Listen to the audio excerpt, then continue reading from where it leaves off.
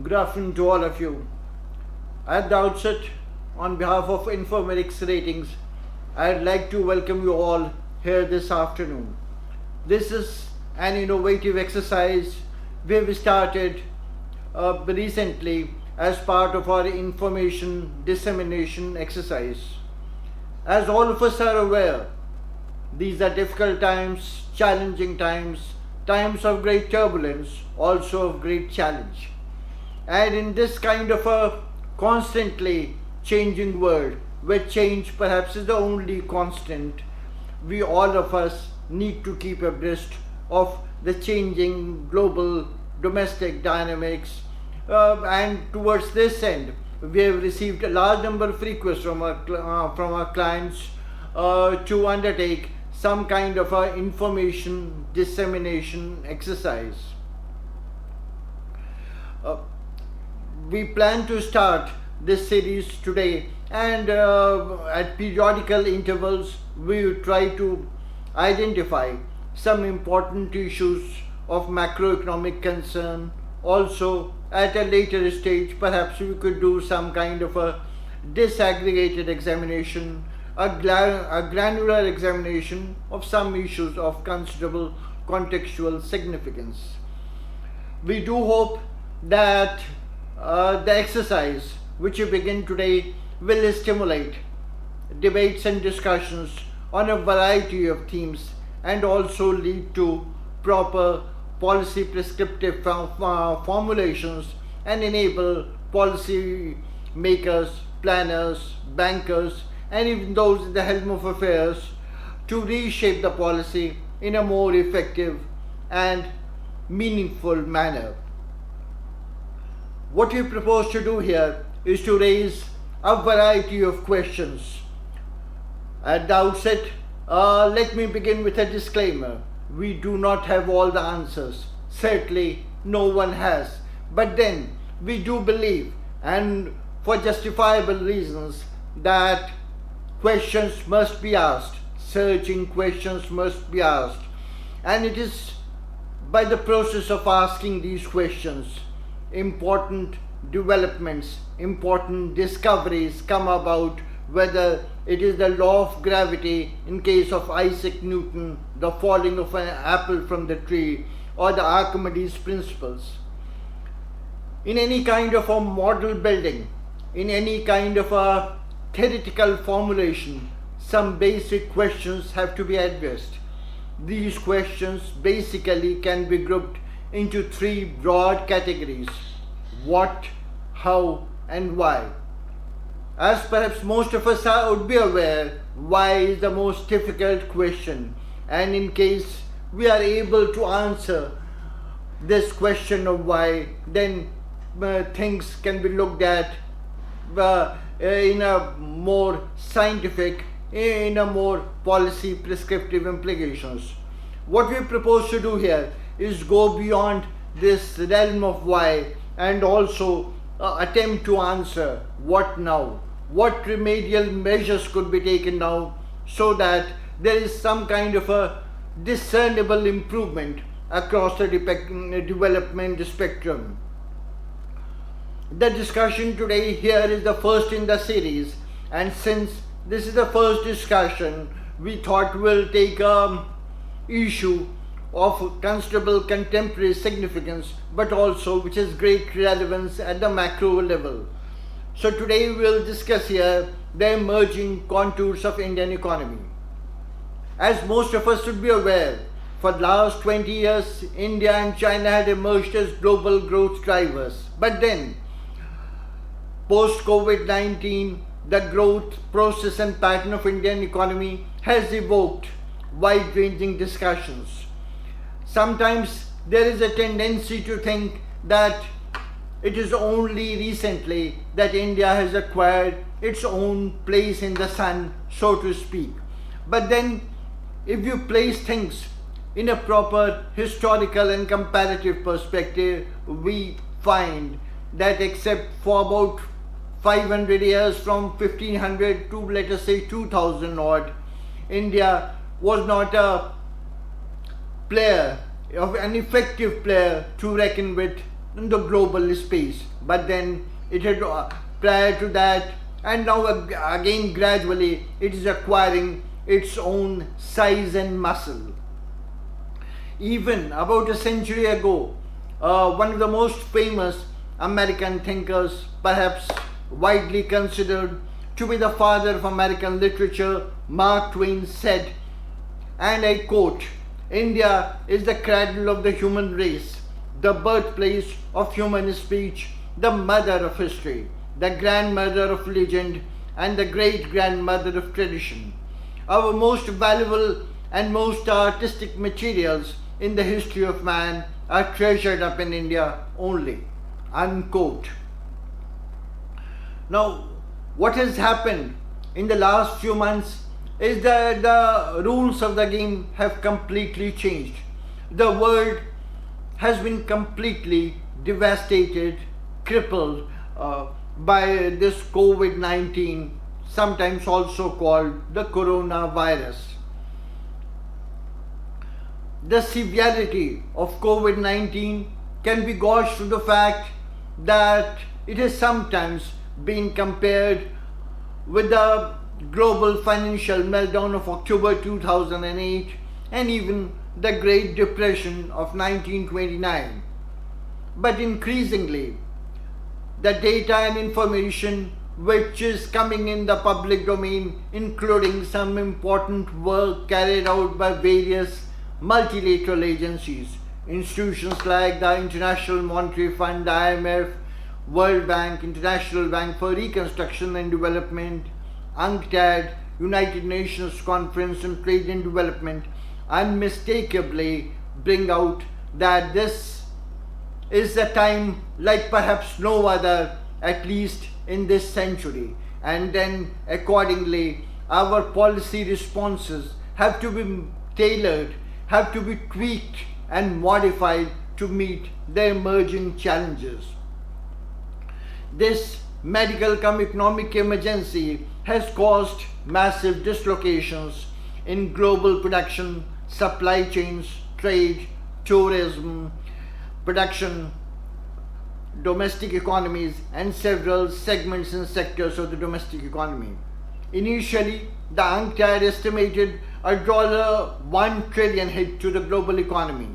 But a subsequent analysis by the UNCTAD titled "The COVID-19 Shock to Developing Countries" towards a whatever it takes program for the 2/3 of the world population being left behind estimates that the world economy will go into recession this year with a predicted loss of trillions of dollars of global income. Global financial markets are experiencing extreme volatility. Global commodity markets, particularly of crude oil, have declined sharply. The UNCTAD estimates a $2 trillion to $3 trillion financing gap facing developing countries over the next 2 years. The global economy has certainly been completely devastated in terms of all important parameters such as those of income, output and employment by the COVID-19 pandemic. On the basis of a baseline scenario in which the pandemic fades in the second half of 2020 and containment efforts are gradually unwound, the International Monetary Fund in its biannual World Economic Outlook (WEO) projected the global economy to contract sharply by 3% in 2020, much worse than the 2008-9 financial crisis. The IMF has projected 5.8% recovery for global economy in 2021. But it is important to understand that the recovery could be weaker than expected after the spread of the virus has slowed for various reasons. The IMF candidly admitted these include lingering uncertainty about contagion, failing to improve, confidence failing to improve, and establishment closures and structural shifts in firm and household behavior, leading to more lasting supply chain disruptions and weakness in aggregate demand. There is extreme uncertainty around the IMF's global growth forecast. Hence, the IMF stressed that many countries face a multi-layered crisis comprising a health shock, domestic economic disruptions, plummeting external demand, capital flow reversals, and a collapse in commodity prices. The economic fallout reflects particularly acute shocks in specific sectors.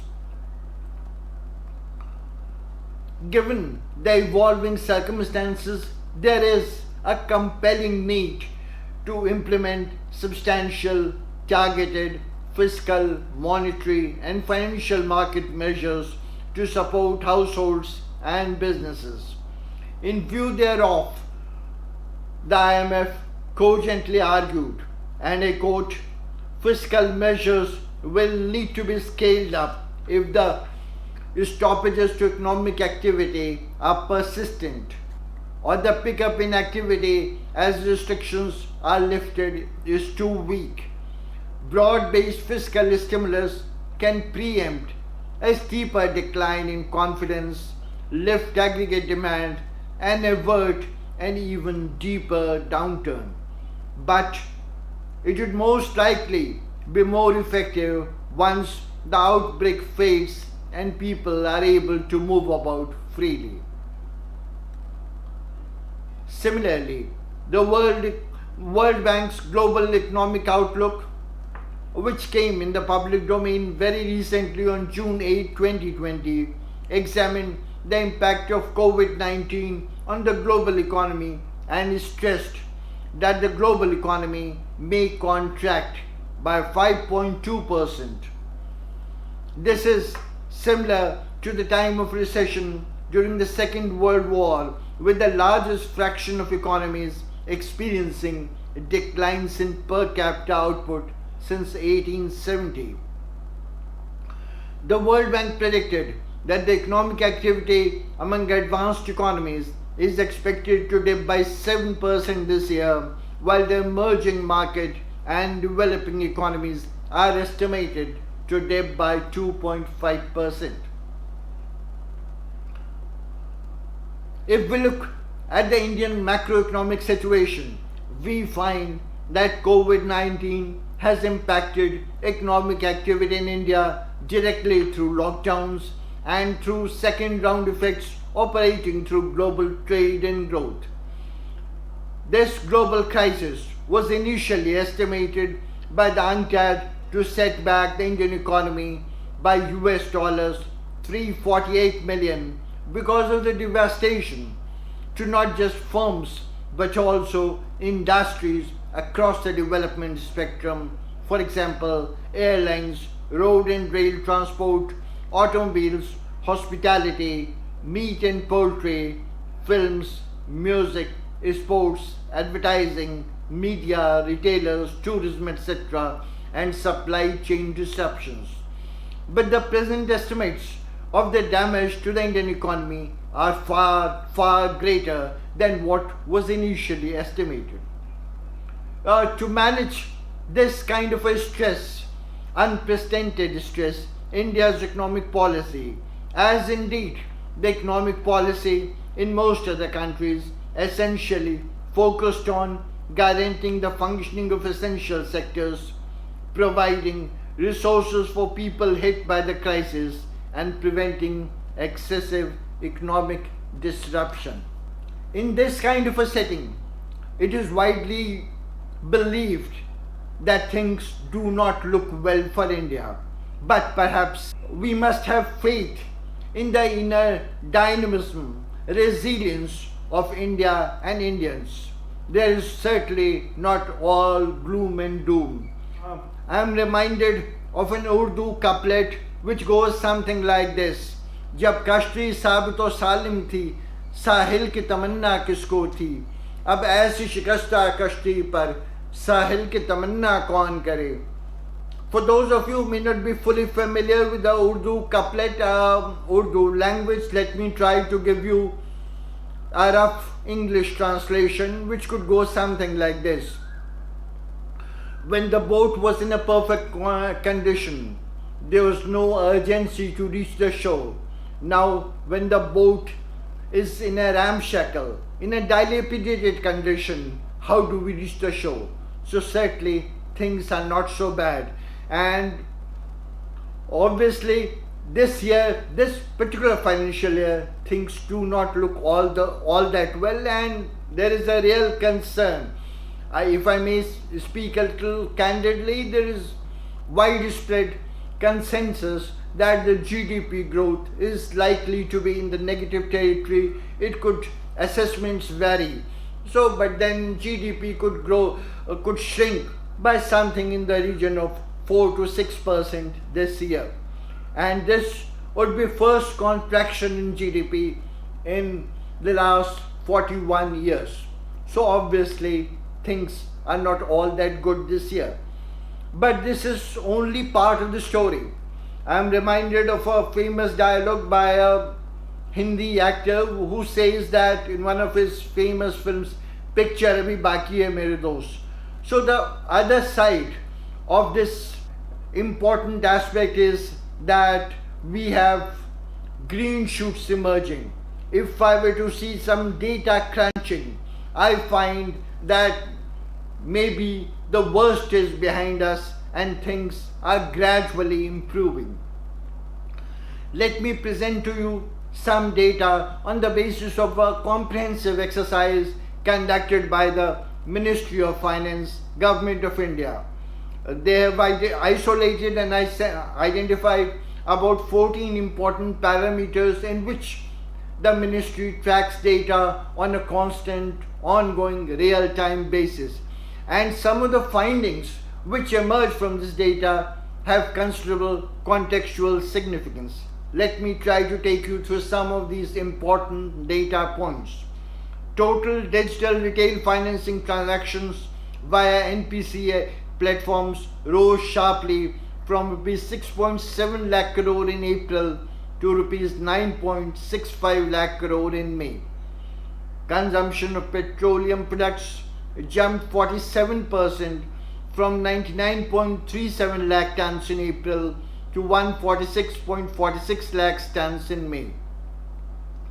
Kharif sowing climbed 104.3% year on year, with Rabi procurement in full flow with respect to oilseeds, pulses and wheat due to a bumper harvest.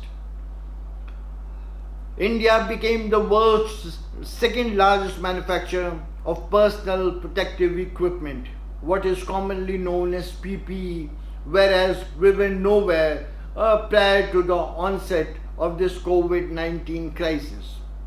Similarly, electricity consumption saw lower OIY contraction from minus 24% in April to minus 15.2% in May to minus 11.3% in June. Total accessible value of e-bills picked up by 130% in May compared with April. In June, it further rose by 34% over the preceding month. Similarly, there has been a very significant improvement in railway freight traffic by 26% in May to 8.26 crore tons over April 2020, 6.54 crore tons. Average daily electronic toll collections increased from rupees 8.25 crore in April to rupees 36.84 crore in May and further to rupees 50.9 crore in June. Purchasing Managers Index manufacturing has also consistently improved from 27.4 in April to 30.8 in May and further to 47.2 in June. In other words, there is a constant, steady improvement, and going forward, we do see that this kind of a trend will get further consolidated and strengthened. Exports rose to 88% as of last June. Forward-looking stock markets are booming. CMI unemployment averages around 11% for June compared to 23.5% in May. It reached the pre-lockdown 8.5% in the week ending June 21, although it was lower in rural and higher in urban areas. India's forex reserves at US dollar 505.6 billion as on June 19, 2020 continue to provide a crucial cushion to external shocks on the back of higher FDI portfolio flows and low oil prices. The GST collections for June 2020 clocked rupees 90,917 crores at gross levels, which works out to be 46% higher than May and 181% over April. On the basis of this comprehensive data set, the ministry has justifiably argued that these green shoots have a conducive policy environment to grow further and nudge the economy early on the path of economic recovery and growth. If we try to formulate the roadmap ahead, we find that the counter-cyclical monetary and fiscal policy measures implemented across the board, they seem to be working. Benign conditions are reducing interest rate spreads. NBFCs are getting credit from a fine-tuned government partial credit guarantee program.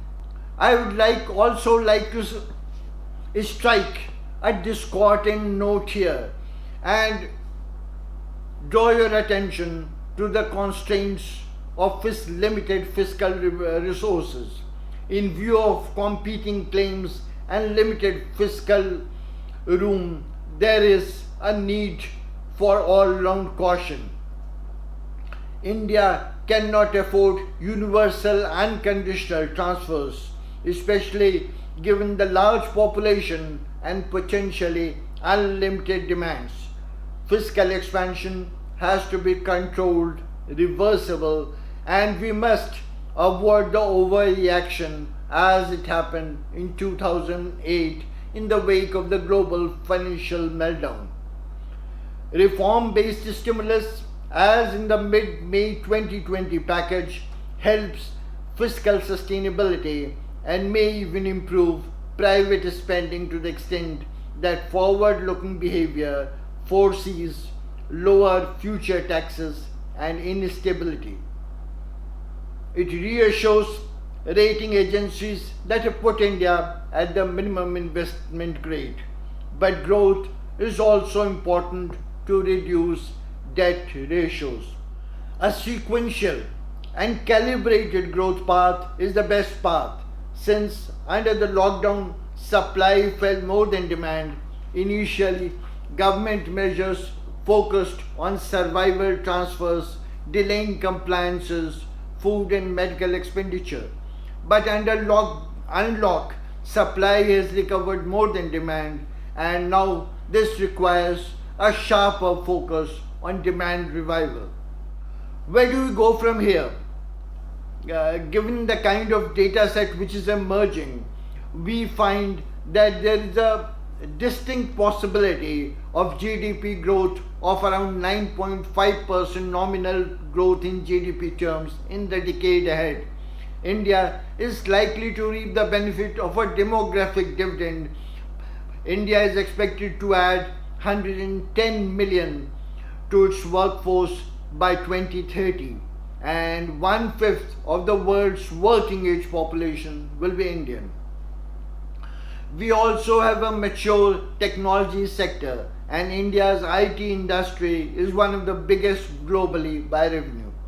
However, so far we seem to have been confined to the low end of the technology spectrum, and we must make coordinated and concerted measures with a sense of urgency to move up the value chain.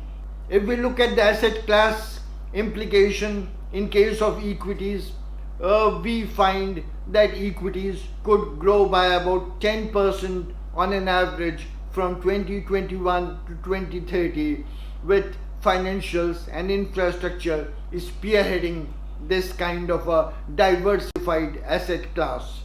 Bonds, India's BBB rating looks secure. In terms of currency, rupee movement could be range bound, but rupee could deliver long-term returns because of its high yield. There are obviously structural bottlenecks and persisting challenges. There is huge investment for some kind of a kick-starting of the Indian economy, and to reach full at its potential, infrastructure investment needs to rise from around 5% of GDP today to about 7 to 8%.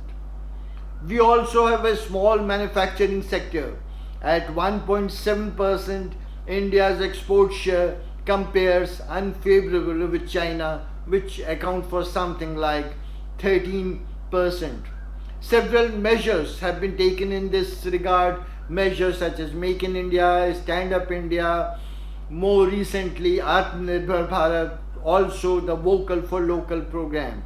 But the proof of pudding is in the eating, and ultimately the success of these programs remains to be seen on the ground, how far they are in a position to alter the ground realities.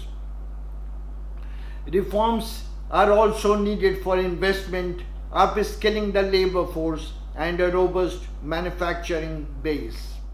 For outsiders investing in India, there has been a clear improvement in terms of ease of doing business, both for domestic investors and foreign investors, and these are clearly reflected in the kind of ratings, in the kind of rankings that we get now from multilateral institutions.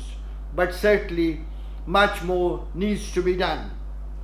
At the larger macro level, there are also fundamental issues of absolute and relative poverty, wide inequalities in distribution of income and wealth, and gross unemployment and underemployment on a large scale. Things are certainly difficult, but we do see light at the end of the tunnel. Let me end on an optimistic note. Despite these difficulties, we do foresee that there is light at the end of the tunnel. हम होंगे कामयाब. We shall overcome. Thank you all. Thank you very much. Thank you.